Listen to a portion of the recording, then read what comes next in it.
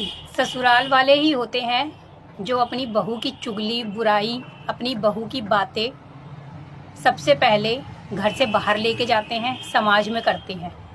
फिर वही लड़की जब समाज के सामने जो जो उसके साथ होता है वो बताती है तो ये बोला जाता है कि बहू बहुत बोलती है।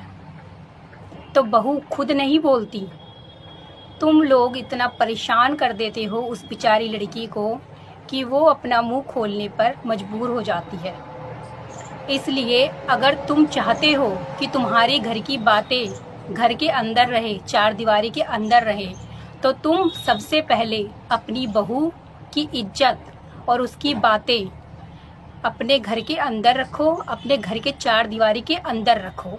अगर तुम खुद उस लड़की को बीच समाज में ले जाके खड़े कर देते हो, वो अपनी मर्जी से नहीं जाती। कभी भी कोई लड़की खुद अपना मुंह अपनी मर्जी से नहीं खोलती। वो लड़की आती है, शादी करके आती है।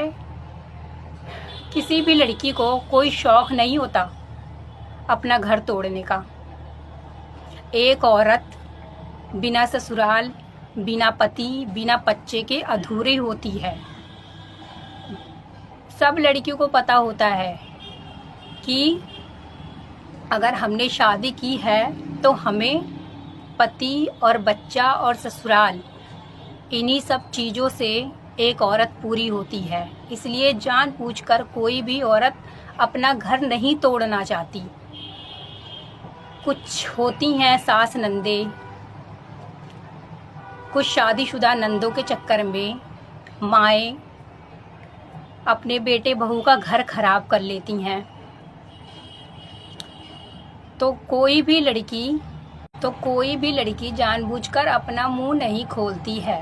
ये इस बात को समझना चाहिए। जो लोग ससुराल की बातों को सुन के, ससुराल के लोगों की बातों को सुन के ये बोल देते हैं ना कि लड़की बहुत बोलती है, तो भाई लड़की ऐसे ही नहीं बोलती है। बेटी तुम्हारे पास भी है, बेटी तुम्हारे घर में भी है, लेकिन तुम बोलते हो मेरी बेटी के साथ ये हुआ, इसलिए मेरी बेटी घर छोड़ के आ गई।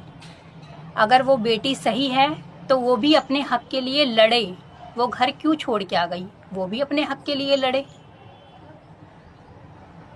जो सही है वो अपने हक के लिए बोले, ठीक है। और लड़की ऐसे ही अपना मुंह नहीं खोलती।